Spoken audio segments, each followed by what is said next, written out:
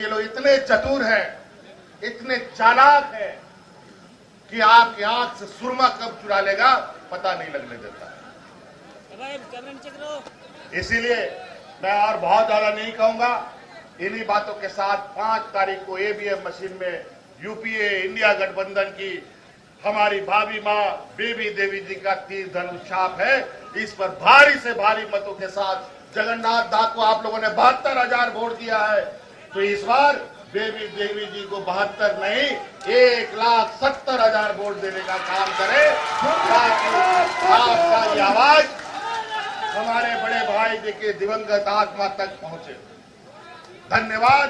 जोहार एक नारा बोलेंगे, जगन्नाथ मातो अमर रहे, अमर रहे, अमर रहे, जगन्नाथ मातो अमर रहे, अमर रहे, अमर रहे, जगन्नाथ मातो अमर रहे, अमर रहे, अमर रहे। आज झारखंड के लिए चलते हैं, जहां डुमरी उपचुनाव के लिए चुनाव प्रचार जोरों पर है और मुख्यमंत्री हेमंत सोरेन संबोधित कर रहे हैं।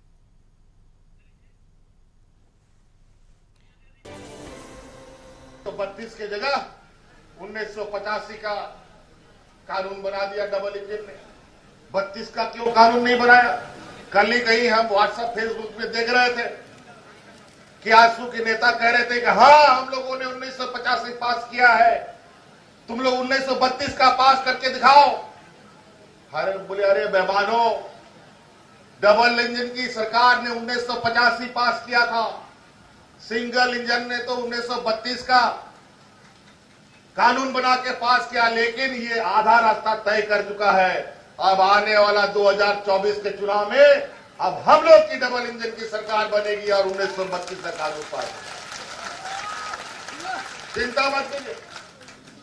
फिर भी कानून नहीं पास होने के बावजूद भी वर्तमान में जो हम लोग नौजवानों को यहां सरकारी नौकरियां दे रहे हैं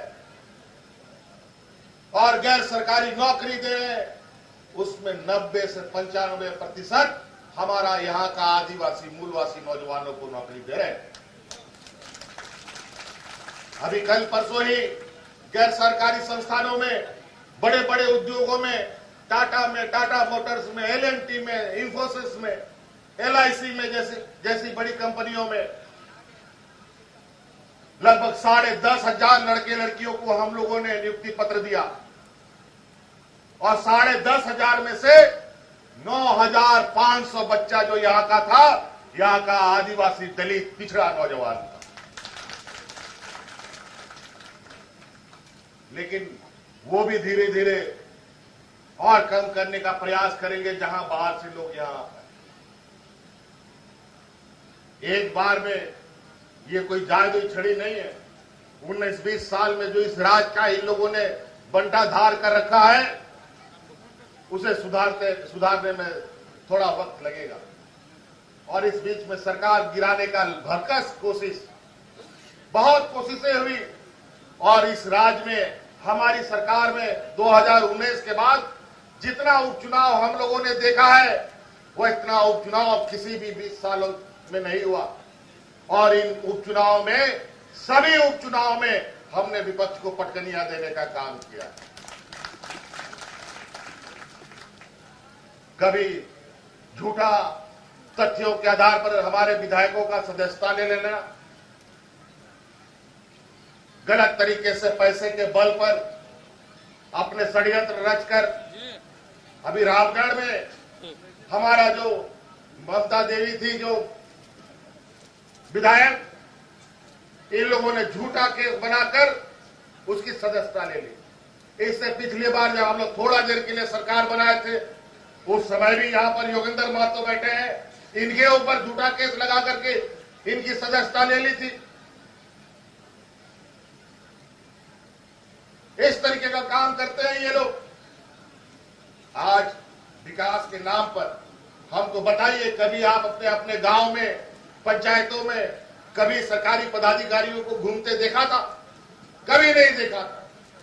लेकिन सरकार आपके द्वार से, आपके पंचायत में, आपके गांव में, आपके घर के बाहर तंबू लगा करके आपकी समस्याओं का समाधान किया जा रहा है। आज इस राज्य का कई बूढ़ा बुजुर्ग वर्षों से अपना पेंशन के लिए ब्लॉक का चक्कर लगाता था, दलालों का चक्कर लगाता था, लेकिन 2-4 लोगों को पेंशन मिलता था, बाकी बूढ़ा बुजुर्ग लोग ये टुकुर टुकुर देखा करता था। और आज हमको बता दीजिए, कोई भी गांव में बूढ़ा बुजुर्ग बिना पेंशन का नहीं है। हमने कानून ऐसा बनाया जहां आज हम सभी बूढ़ा बुजुर्ग को पेंशन देते हैं, सभी विधवा महिलाओं को पेंशन देते हैं, सभी एकल महिलाओं को देते हैं, सभी दिव्यांग को पेंशन देते हैं। ये देश में पहली बार है जहां हम सर्वजन पेंशन के माध्यम से सभी को पेंशन दे रहे हैं। क्यों इन लोगों ने 20 साल में हमारे बूढ़े बुजुर्गों को पेंशन नहीं दिया?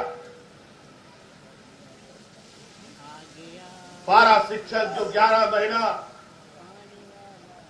महीना में 11 महीना आंदोलन करता था, तो हम लोग का बच्चा पढ़ेगा लिखेगा क्या? अपना हक अधिकार की लड़ाई लड़ते थे। जगन्नाथ महतो जी ने कहा इनका समस्या को समाधान हम करेंगे। और आज यही देखिए, जो पारा शिक्षक 11 महीना धरना प्रदर्शन करता था, हजारों की संख्या में इनकी जानें चली गई। आज वो पारा शिक्षक 11 महीना स्कूल में रहता है। उसके अलावा आंगनबाड़ी सेविका, सहायिका, रसोईया दीदी का समस्या का समाधान किसने किया? 20 साल में इन लोगों ने क्या किया इनके साथ? और ये चूल्हा प्रमुख बनाने चलते हैं बेईमान लोग। आज इन महिलाओं से पूछिए महंगाई का आलम क्या है।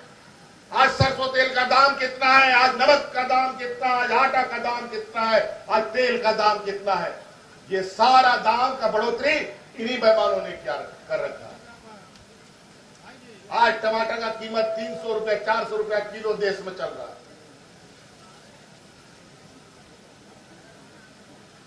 आपका चूल्हा प्रमुख बन के फायदा क्या? आपके पास राशन नहीं रहेगा तो चूल्हा में आपको जलना पड़ेगा। आपके परिवार को भूखा मारने की तैयारी चल रही है पूरा देश के अंदर। आज कौन चीज सस्ता है? कभी किसी सरकार ने आटा दाल में टैक्स नहीं लगाया, नमक पर टैक्स नहीं लगाया, दूध दही पर टैक्स नहीं लगा।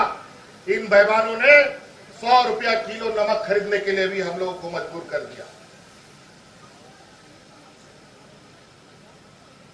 आज इस देश का 80%, पूरा देश का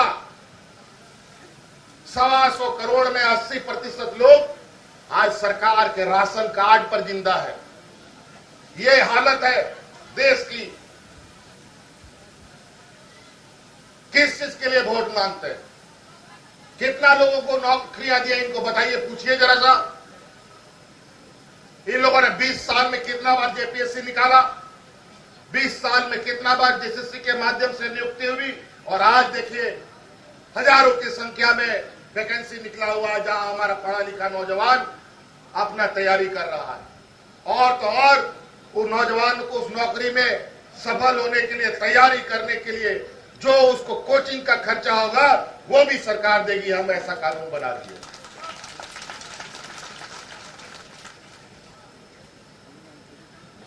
इन लोग खाली हिंदू मुस्लिम के नाम पर वोट दीजिएगा जी। हिंदू मुस्लिम से पेट भरेगा आपका क्या? हिंदू मुस्लिम करने से नौकरी मिलेगा क्या? हिंदू मुस्लिम से करने से रोजगार मिलेगा क्या? ये लोग जहर भरते हैं, जहर। आप तड़प तड़प के मर जाइएगा। आपकी मानसिक शक्ति, सोचने की शक्ति खत्म कर देगा। सही और गलत लोगों को पहचान नहीं सकिएगा। कोई भाई के नाम पर, कोई दादा काका चाचा के नाम पर वोट मांगता है और हमें राजनीतिक रूप से लोकतांत्रिक व्यवस्था को कमजोर करता है। आज ये लोग संविधान बदलने की बात कर रहे हैं। बाबा भीमराव अंबेडकर जी का संविधान बदलना चाहते हैं। ये हिटलर का संविधान लाना चाहते हैं। अभी तो ये लोग नया नया कानून लाने जा रहा है। अब इस देश में कोई धरना प्रदर्शन नहीं कर सकता है, हड़ताल नहीं कर सकेगा।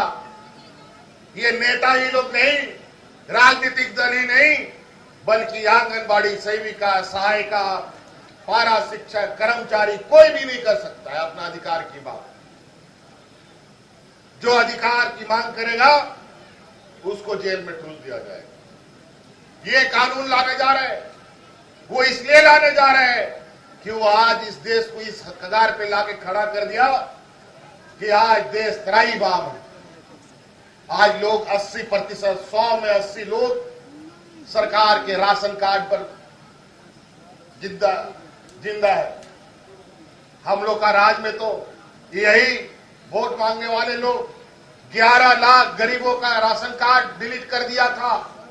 जब हमारी सरकार आई, हम लोगों ने 20 लाख अतिरिक्त राशन कार्ड जो हरा रंग का देखते हो गरीबों के बीच में बांटने का काम किया।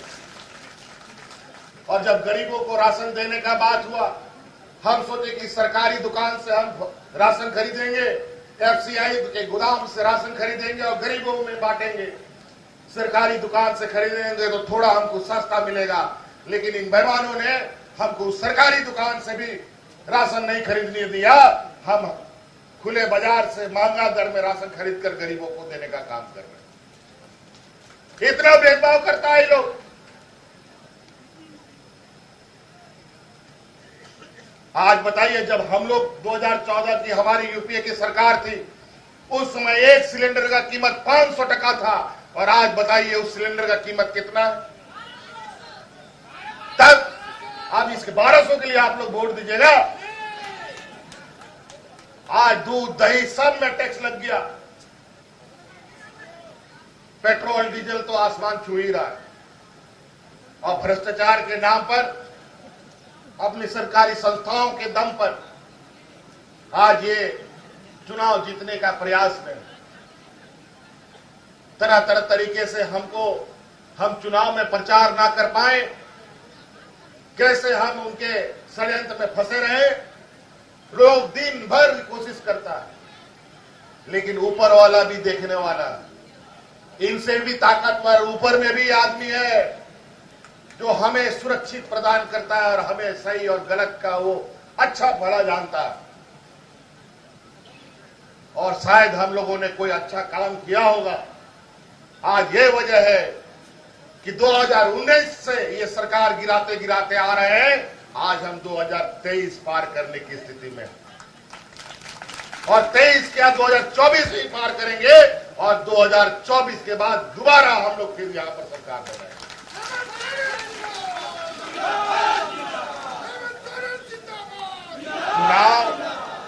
चुनाव 5 साल में एक बार के लिए होता है, लेकिन ये लोग तरह तरह के षड्यंत्र से विधायिका खत्म करते हैं। लेकिन आज ये चुनाव एक ऐसा परिस्थिति का देन है जहां एक व्यक्ति आपकी सेवा करते करते अपने को कुर्बान कर देता है। ऐसे समय में हमें किसी की बात, किसी का भाषण, चाहे विपक्ष का हो चाहे मेरा हो, सुनने की आवश्यकता नहीं। हमको उस व्यक्ति के साथ खड़ा रहना चाहिए जिस व्यक्ति ने 24 घंटा दिन और रात गर्मी धूप प्यास और शरीर को ध्यान में न रखते हुए आपके लिए एक पैर पर खड़ा होने का काम किया। उसके साथ खड़ा होना है। आज देवी जी को क्यों बाहर आना पड़ा? आज क्यों इनको इस मोर्चे में, इस राजनीतिक लड़ाई में आके खड़ा होना पड़ा? इनका तो ठीक है, चूल्हा चौकी घर में रहते थे, लेकिन उसमें भाई जगन्नाथ महतो थे। आज जगन्नाथ महतो नहीं है, आज गणेश महतो भी नहीं है। कौन देखेगा घर में? सावक अभी छोटे हैं। इसीलिए आज डुमरी विधानसभा के बच्चों को एक छांव देने के लिए, अपने बच्चों को एक छांव देने के लिए ये शेरनी खुद बाहर आई है। हमें इसके साथ खड़ा होने की आवश्यकता है।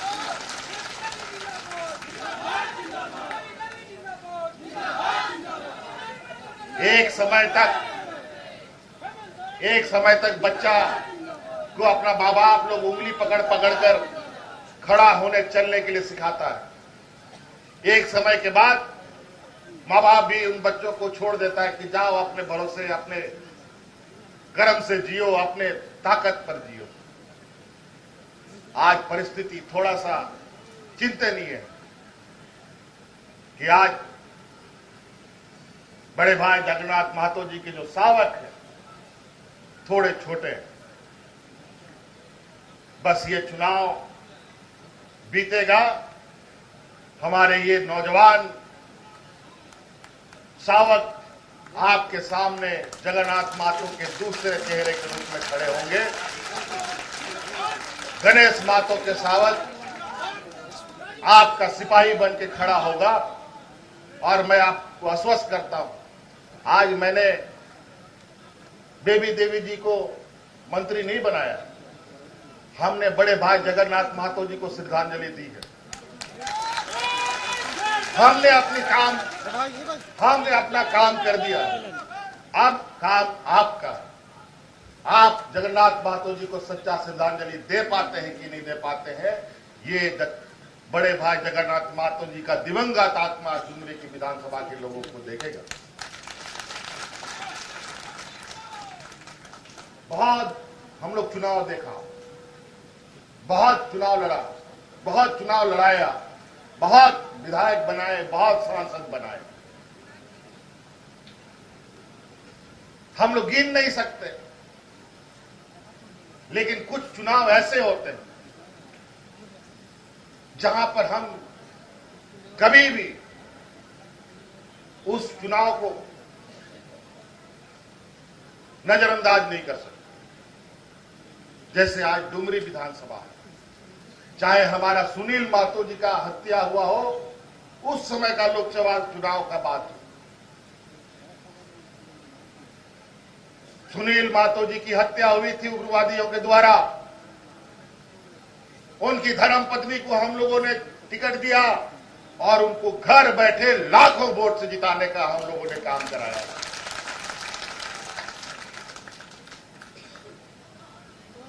तो इसीलिए विशेषकर महिलाओं से मेरा प्रार्थना होगा, इस चूल्हा प्रमुख के नाम पर जो लिफाफा मिल रहा है आप लोगों को, लिफाफा रख लीजिए, लेकिन वोट दीजिएगा सिर्फ बेबी देवी जी को तीर धनुष का।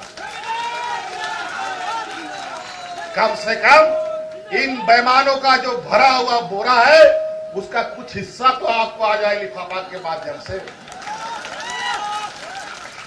नहीं तो ये लोग बुखार देने वाला लोग नहीं है, ये लोग बुखार भी बेचता है। कोरोना में किस तरीके से इन लोगों ने देश को बेवकूफ बनाया, किस तरीके से आज आयुष्मान भारत के नाम पर ठगी हो रही है। कैग का रिपोर्ट, जो भारत सरकार का जो वित्तीय व्यवस्था को आकलन करता है, उसका रिपोर्ट आया है कि आयुष्मान भारत में ये लोगों ने अरबों खरबों का घोटाला कर दिया। एक ही नंबर पर दुनिया भर का लोग रजिस्टर कर लिए गए। और आज वही झारखंड सरकार इस राज्य के गरीब गुरुआ के लिए, आम लोगों के लिए, राज्य में अगर बेहतर इलाज ना हो, अगर राज्य में वो जो इलाज जिसका होना है वो इस राज्य में नहीं होता है, दूसरे राज्य में होता है, दिल्ली में होगा, चेन्नई में होगा, कलकत्ता में होगा, तो उस मरीज को भी पहुंचाने के लिए हम एयर एम्बुलेंस, हवाई जहाज के एम्बुलेंस यहां लाके खड़ा किए।